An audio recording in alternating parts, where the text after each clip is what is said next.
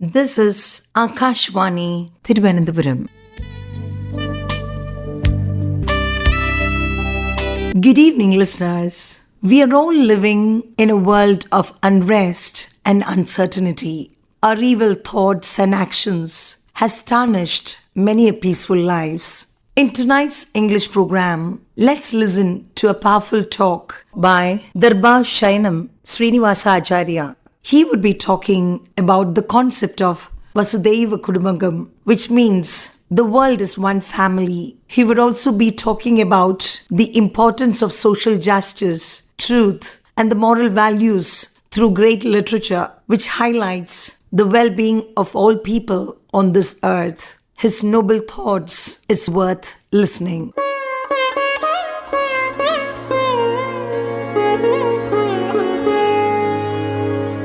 Let me start this talk with a verse in Sanskrit. It appears in Mahopanishad and is considered the most important moral value in the Indian society. The verse runs like this: Ajam nijaha paroveti ganana laghuchetasam udara charitanantu vasudhaiva kutumbakam. It means the people with a narrow vision discriminate, saying one is a relative and the other is a stranger. But those who live magnanimously treat the whole world as one family. Considering its deeper essence, it was engraved in the entrance hall of our parliament. It is pertinent to recall one verse from Isavasopanishad that speaks of nobility of oneness. One who sees oneness does not suffer from moha and shoka. It may be appropriate to say that the concept is more relevant today than ever before. It presents a global perspective seeking the well-being of all people on the earth. It's not merely confined to human beings, but includes animals, plants, and all forms of life. It stresses the importance of universal outlook, not limited by boundaries, geographical or any sort. In our ancient scripts, the purpose of literature has been crisply stated as Vishwasreya Kavya, which means the elemental purpose of literature is to seek the good of the world. The following poem, composed by the Iranian poet Sadi Hiraji, looks at all human beings in one frame. When time afflicts a limb with pain, the other limbs at rest cannot remain. If thou feel not for others' misery, a human being is no name for thee. The said poem, because of its deeper spirit of unity, was chosen to be placed at the entrance of the United Nations building in New York. The universe is a heterogeneous conglomerate with an incredible array of languages, races, religions, and ethnicities. Diversity is its embodiment. Literature has been playing a crucial role in advocating the essentiality of unity in diversity for a better world. The noted poet Rabindranath Tagore once said, "The significance which is in unity is an eternal wonder." He preferred to take the concept of unity to spiritual heights, as can be seen in his words. We try to realize the essential unity of the world with the conscious soul of man. We try to perceive the unity held together by the one eternal spirit whose power creates the earth, the sky, and the stars, and at the same time irradiates our mind with the light of a consciousness that moves and exists in an unbroken continuity with the outer world. Unquote. Though all the works of literature produced till now across the countries are not identical in their themes, styles, and tones, largely they aimed at unified harmony within the mankind for a better world. Literature is essentially a mirror reflecting the wide range features of the society. It captures the essence of human experiences, both desirable and undesirable. W.H. Auden, in his essay writing, expressed the idea that literature might not have the power to change the course of history or significantly alter the society's trajectory. He believed that literature's influence was more subtle and worked on personal level, shaping individuals' understanding of the world. While delivering the Samvatsar lecture on frontiers of fiction, well-known fiction writer M.T. Vasudevan Nair said, "The writer always has to endure severe struggles, face sharp conflicts. His major anxiety is to find a justification for remaining a writer. He fully understands that he will never be able to find a cure for all the ills of the world around him. He cannot change the world through his words. Many a time he has to resign himself to being a sorrowful witness standing helplessly on the shores of the vast sea of human misery.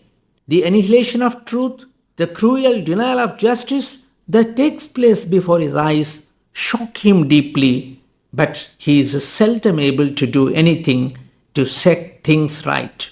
He exposes it through his writings, wishing that justice should prevail. Literature can be a powerful tool to create change for collective good. There are various ways literature uses this superpower of change making, one of which includes ingraining the themes of community and unity into writing. This is an incredibly useful tool as creating groups or communities can shape shared identity and acknowledge diversity so people can be more empathetic in their outlook and action. This can also include literature that empowers marginalized voices and people, which also helps share their life stories and draws realities in a different perspective. The world is said to be better and ideal only when all its people, irrespective of the regions they come from, live with honor on the grounds of justice. If there prevail glaring inequalities, pushing the people into different strata, it cannot be considered unified entity. It can be inferred that where there is no equitable justice, there is no possibility of unity. This leads us to realize that justice is a prerequisite to unity. It has been the endeavor of writers across the world to raise their voices against all sorts of discrimination in the society. Thus, huge literature came into being, emphasizing the need for social justice. Literature broadens our perspective on the world and fosters empathy for oppressed people by exposing readers to a variety of narratives and experiences. Harper Lee's To Kill a Mockingbird and Anne Frank's The Diary of a Young Girl are two examples of books that demonstrate how literature can generate empathy and sympathy. In our country, during freedom struggle, writers from diverse regions and languages produced literature that impacted the literate as well as the illiterate, energized and inspired them to fight unitedly against the alien rule. Writers from former colonies have utilized post-colonial writing to question the prevailing narratives established by colonists and recover their cultural heritage. Chinua Achebe's Things Fall Apart and Gabriel Garcia Marquez's 100 Years of Solitude are two examples of writers who have successfully depicted the intricacies of post-colonial experiences while illuminating the long-lasting effects of colonialism on both society and people. In addition to giving oppressed people a voice, these works have promoted cultural pride and self-empowerment. Works by Toni Morrison, Richard Wright, and Langston Hughes explored the legacy of slavery, systemic racism, and resilience. Authors like Maya Angelou and James Baldwin produced works that sought social justice, opposing racial inequalities. Literature as a catalyst for transformation holds the capability of empowering voices dissenting against injustice and articulates the dreams of a better world. Writers use their works to address topics such as inequality, injustice, and human rights, bringing attention to these issues and prompting readers to reflect on their own society. For example, Charles Dickens' novels like Oliver Twist and Hard Times highlighted the harsh realities of the Industrial Revolution and the plight of the poor, influencing public perception and social reform. The economic inequalities, as they are perceptibly wider and deeper, prompted many writers to produce creative works that argued on behalf of those whose living conditions are dire and painful. The literature in our country directly questions the caste-bound humiliation, social boycotts, and advocates the path to liberation through education. It could find a significant place in Indian literature with varied books produced in all the genres, strongly condemning the practice of untouchability and inhuman ill treatment. There have been prolific writings against the gender discrimination worldwide. Such literature deplores intentional oppression of women and highlights the demand for equal rights and status to them.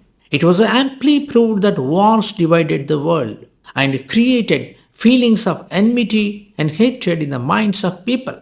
The literary works that reflected the after effects of world wars argued in favor of harmony, consultation, conversation, and mutual respect among the nations and people. They highlighted the concepts of non-violence, peace, and universal brotherhood. Literature facilitates cross-cultural exchange by exposing the readers to different worldviews and traditions. Through translated works and global literature, readers can explore the richness of diverse cultures and understand the need to embrace the philosophy of peaceful coexistence. Translators are the invisible artisans who craft bridges between cultures, enabling readers to experience stories and ideas and perspectives from around the globe.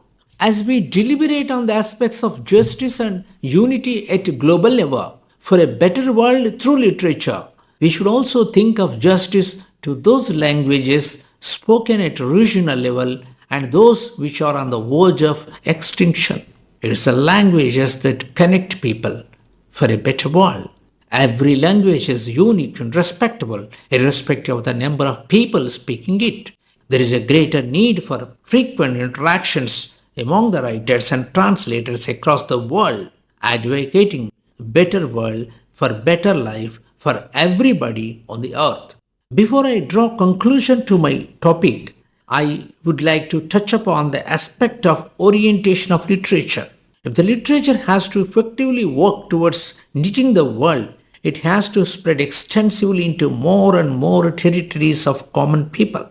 Any writing has to find its readers ultimately to ensure effective dissemination of the message. The message is peace. The need of the hour is to focus on the readers as well. Frequent interactions of writers with the readers on the effectiveness for a civilized, better world. Literature is not an optional ingredient. It is something most essential to safeguard human fabric from all the evils of oppression, discrimination, division, and any possible fatal fall. It consistently reminds us of the nobility of compassion, love, and tolerance, which are eternal values and which will save the world in all ways to give it better picture, better life.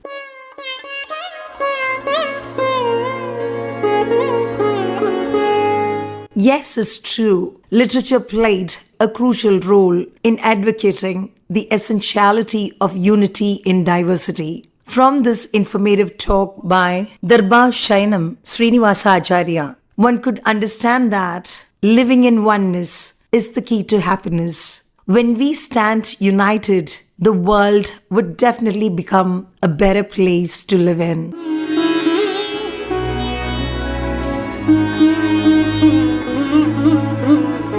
This broadcast came to you from Akashvani, Trivendrum.